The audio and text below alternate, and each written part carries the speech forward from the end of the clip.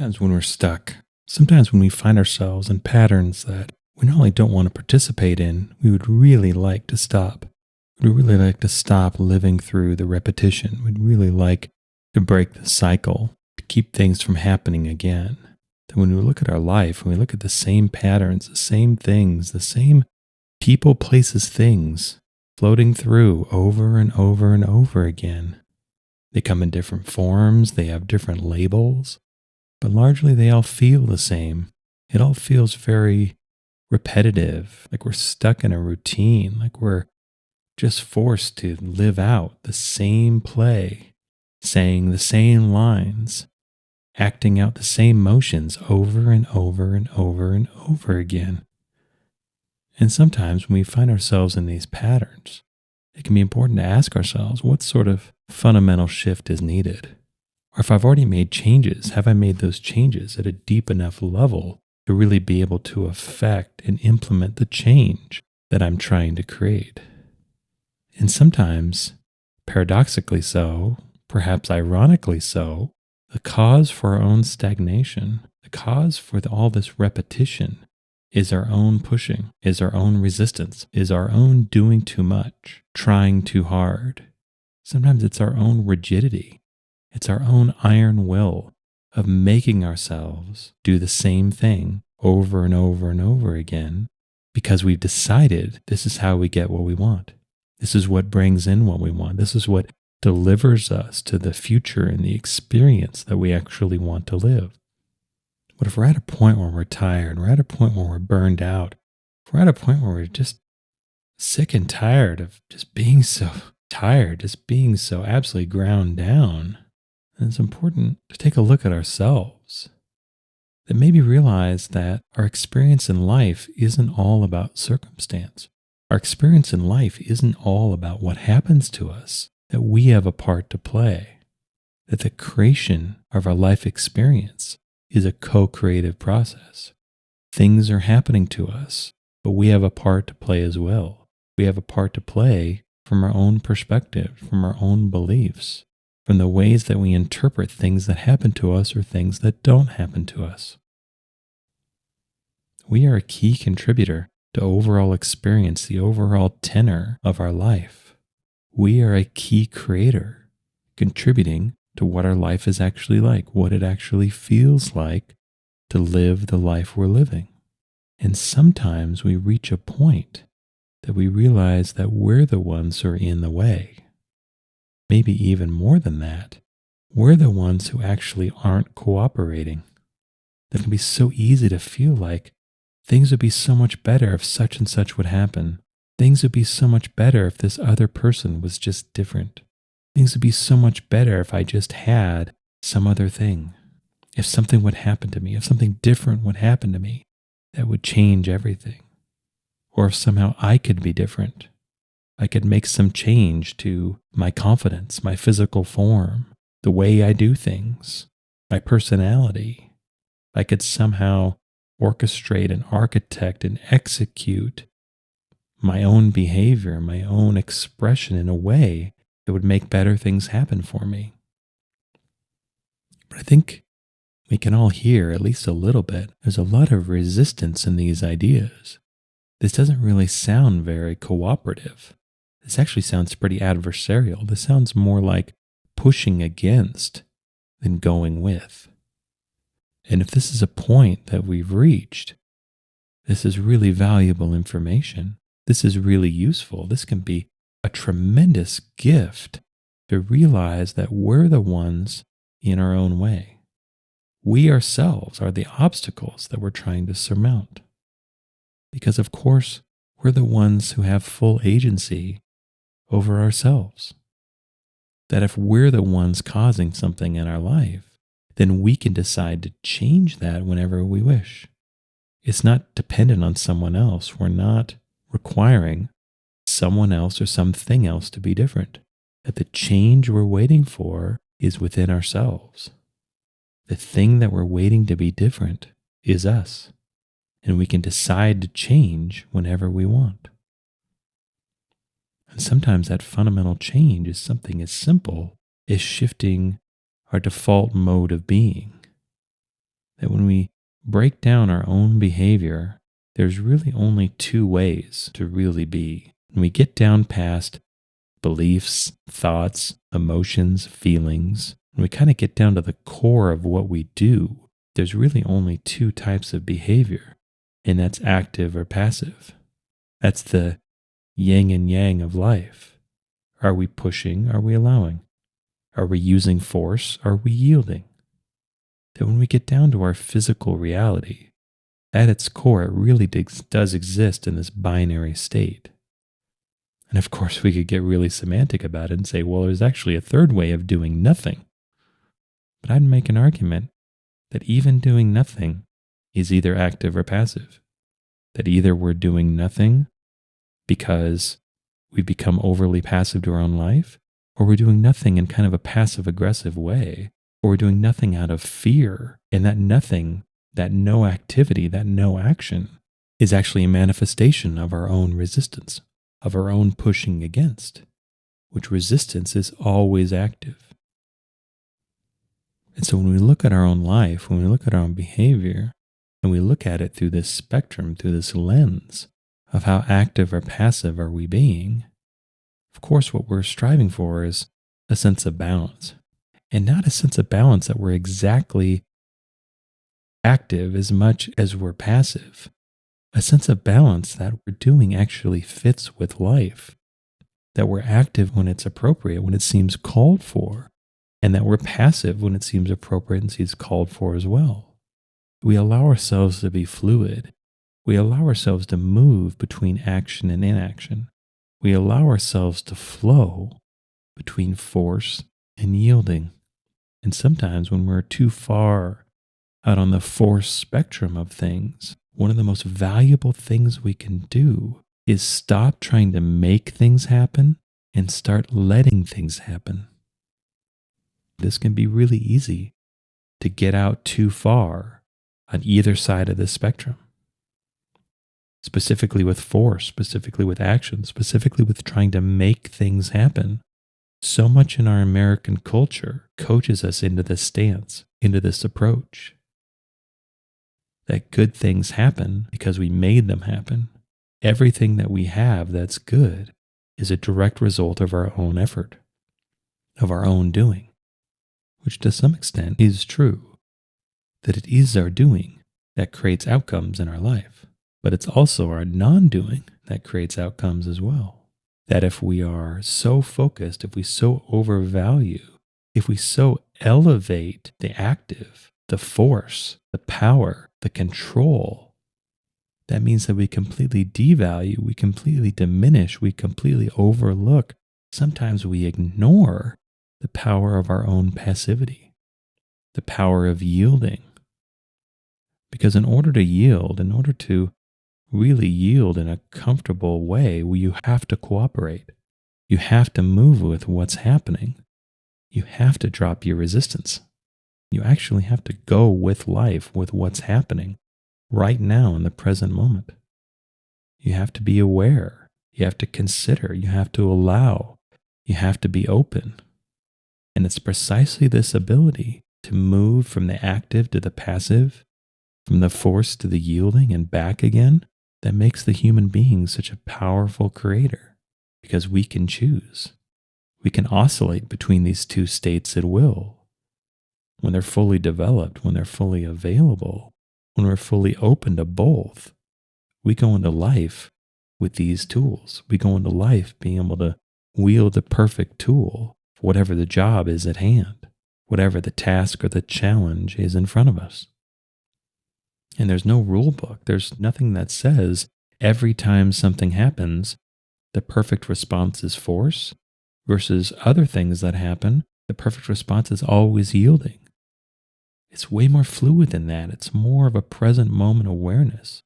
It's more of an ability to surrender, but surrender from a perspective of letting go, surrender from a perspective of cooperation, not of giving up, not of quitting. Surrender from the perspective of fully being aware and fully accepting what is, and then moving forward with that information, moving forward with that awareness. Sometimes surrender can actually have a tremendous amount of action. It's not all about lying down defeated in a puddle on the floor. Sometimes surrender looks extremely effortful, but it's not. Surrender always has a sense of ease to it because it's actually accepting, it's finally coming to grips, it's finally moving with what is actually happening. It's finally letting go, it's finally not going through life with such a profound death grip of trying to make things happen all the time and shifting more into a mode of letting things happen. And sometimes we are a full and active participant in this letting things happen. Sometimes we're not. Sometimes we're active, sometimes we're passive. But that's the beauty of surrender. We come when called. We go with whatever's happening. We actually cooperate with our own life. We make the shift from trying to control everything, from trying to make certain things happen. We make the shift from trying to rule over our own lives, sometimes as a harsh tyrant, to actually being able to participate in our own life, to be able to create and consume, to be able to cooperate with life, to be a part of life, instead of always trying to be above it, always trying to orchestrate it, always trying to bend it and shape it, to make it match whatever idea we have, whatever vision we have, whatever perspective we have, and just let life be life. But even more than that, when we apply this to ourselves, we get to allow ourselves to be as we are as well. We meet life where it is, and we meet life as we are as well. We stop trying to force change when change isn't the flow of what's actually happening. We learn to take our cues from life while at the same time contributing back to life as well. We learn to dance. We learn to have a conversation, a dialogue. We learn to cooperate. We learn to move with life instead of against it. We learn to flow with life than constantly trying to dam and redirect the flow of life as it comes to us. We finally lay our defenses down. We finally lay our struggle down. We finally lay our quarrel down and just go, just be, just move forward and move forward in a cooperative way. Move forward with what is. Because if we've lived a life in quote unquote control, if we've lived a life trying to make things happen, I think it's really important. I think it's really fundamental that we realize that often this leads to a very frustrating life. Often this leads to a life that feels very hard. This leads to a life that feels like it grinds against us, that we feel like life is resisting us, like life is in our way, that everything is overly hard. And it's only through our own Herculean, superhuman effort that anything happens at all. That it's really important that we realize that maybe, just maybe, life feels so uncooperative with us because we're the ones who aren't cooperating. We're the ones who aren't going along. This is where it gets really valuable to break ourselves out of our own individualistic thinking, our own self-centeredness, to think that everything in life revolves around us, to realize that we are a participant, that we are an equal part of creation with every other aspect of creation. And that as we let life flow through us, we flow back into life as well. We get to join the cooperation. We get to join the confluence of where life is going, of what's happening, of what's being created, of moving forward, of progress, of growth. Because that's the thing about being creative. That's the thing about quote unquote making things happen. Is that in order for any sort of creation to take place, there has to be cooperation. We cannot do things entirely ourselves. We need life to cooperate with us. We need the resources of life. We need the guidance of life. We need the full-throated cooperation and contribution of life to actually create what we're trying to create. And so it doesn't do a lot of good if we need this level of cooperation and we're the ones who aren't cooperating. We're the ones who aren't joining in. Because I think on some level, if we explore deeply enough, we realize that life is always cooperating with us, whether we realize it or not. Life is always delivering us the experience that's a match to who we really are, to the person we're actually being.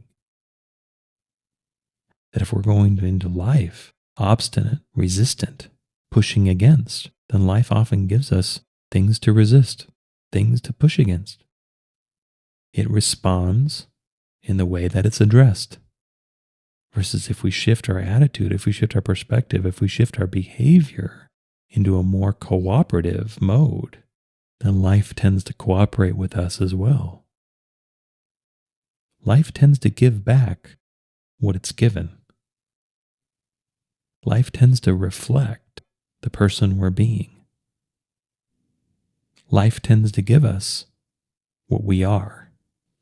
And so if we're tired of pushing, if we're tired of controlling, if we're tired of trying to make things happen all the time, then a really useful shift is to look at our life and figure out where we ourselves can be more cooperative, where we ourselves can drop resistance, where we ourselves can start flowing with life instead of pushing against it, where we ourselves can stop trying so hard to make things happen and learn to let things happen, learn to develop both sides of ourselves, learn to develop both abilities, the ability to be active and the ability to be passive, the ability to apply force when it's called for and the ability to apply yielding when it's called for, to learn the value of both will and surrender.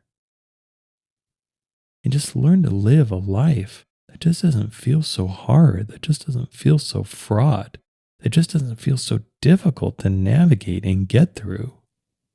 Learn to move with life instead of against it. Learn to actually cooperate with a life that's already cooperating with us. Learn that in a lot of ways, we are the headwaters, we are the originators of our own experience.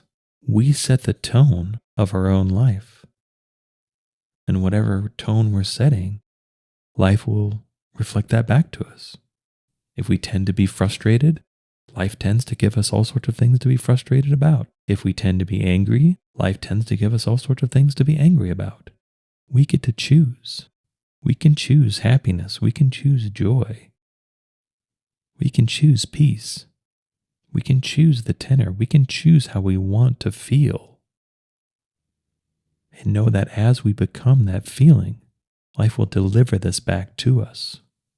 But at the very least, if we've been pushing too hard, if we've been trying too hard, if we've been doing too much, well, this is the perfect opportunity to learn to do less, to learn to let go, to learn to yield, to learn to start cooperating. At the very least, to learn how to listen, how to pay attention, how to learn to not be so overconfident that we already know everything. Learn to drop the hubris of trying to play ultimate creator and ultimate ruler of our own life and become a little more passive. Learn to move with life rather than constantly trying to master it and control it.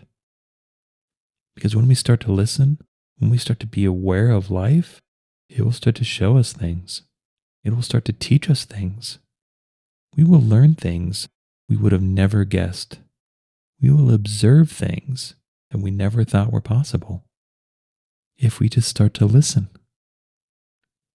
If we break out of this idea that we already know everything, we already know exactly where we want to go, we already know everything there is to know about ourselves and about life. Maybe challenge these ideas a little bit. Maybe stop and listen for a second. Maybe we'll learn something new. Maybe we'll experience something completely unexpected. Maybe we'll realize that there's way more going on in life than we think there is. Especially if we feel like we've been in control all along, especially when we feel like we can make life comport and conform to whatever our goals are, whatever our action plans are, or whatever our strategies are. That if we're used to bending life to our will, maybe we can take a step back and not only look at and really be honest about how effective is that really? How does that feel really? Is that the kind of life experience we actually want? But we can allow life to contribute back to us. We can allow life to inform us. We can learn something. We can grow. We can change if we can listen. If we can stop being so dedicated and so busy in trying to make things happen. If we can surrender our control and offer it to cooperation. If we can play with the idea that maybe the route to everything we want is enabled and empowered by moving with life instead of against it. By going forward, by going forth into every day, cooperating, working with what is, doing what we can with what we already have, realizing that we actually have far more than we think we do. Take our focus on what's missing, what's incomplete, what we haven't gotten that we should have, how we've been treated unfairly, how we've been cheated, how we've drawn the short straw. And instead, be aware and appreciate what we have. Come to the awareness, come to the acknowledgement that we actually have far more than we thought we did. Perhaps things are actually a lot better than we think they are because we spent so much time just focusing on the negative. We spent so much time focusing on what isn't, that we've lost sight, that we've lost awareness, we've lost focus on what is. We've become negative because we've only been focused on the negative, on the lack, on what's missing, on what's absent. And through our negativity, have negated our own opportunities for joy, our own opportunities for full life experience, that our own dissatisfaction, our own frustration has kept us from cooperating, has kept us from moving with life, has kept us out of the flow of life, which oftentimes is all we want. All we really want is to feel that flow. All we really want is to be one with life and existence. But we can spend so much time fighting it, so much time resisting it, so much time being in our own way, and we have no idea because we never stop to listen. We never stop to pay attention. We never try anything different. If we've gotten addicted to force and control, we never try yielding because that would undermine what we're trying to do. That would be a counterforce to the force we're trying to yield. But I think if we've tried to be too overly invested in force and control for too long, then we realize this isn't actually the route to what we want. Because this just seems to bring more of what needs to be pushed against, what needs to be controlled. That our force begets force. Things get harder, not easier. The more we try to control, the more things seem to go out of control. And so we're led to this realization, we're led to this epiphany, we're led to this change that we just need to let go. We need to try passivity for a change. We need to try yielding for a change. We need to try paying attention for a change. We need to try to listen for a change. We may need to get out of ourselves, get out of our own self-interest, our own ideas for a minute. Just breathe. Just listen. Just pay attention. Because life is always communicating to us. Life is always showing us everything we need to know. Life is always reflecting back to us what we're doing and who we're being. And we get to choose what we do with that information. We get to choose whether we even take in this information.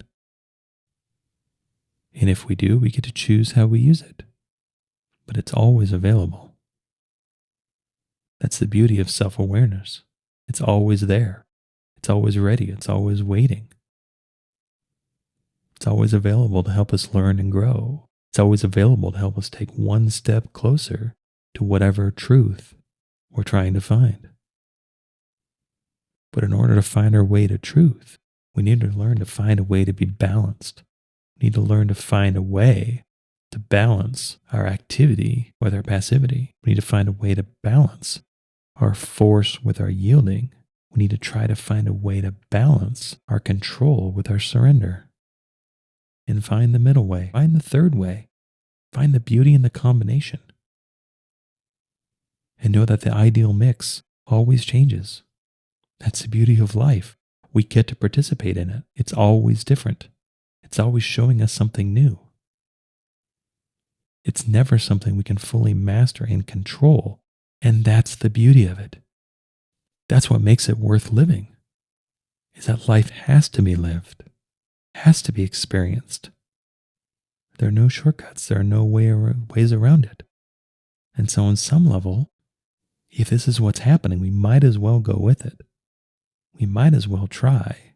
We might as well cooperate, because all of this is happening anyway. And all of our force and all of our control, especially over a long period of time, doesn't really seem to work as well as we think it does, if we're honest. It doesn't really seem to deliver the kind of life experience that we really want to live. So we can learn to do something different. We can learn to stop trying so hard. We can learn to cooperate. We can learn to get out of our own way and move with life. Allow life to contribute to us and allow us to contribute back to life. Adopt a cooperative stance, adopt a cooperative approach, because ultimately it's fullness that life is trying to deliver to us. It's fullness that we ourselves are ultimately trying to live. I hope you enjoyed this episode. All episodes are given freely. If you feel inspired to give, please visit theunionpath.com/donate. If you have a question, you can contact me at theunionpath@gmail.com. Take care and all the best.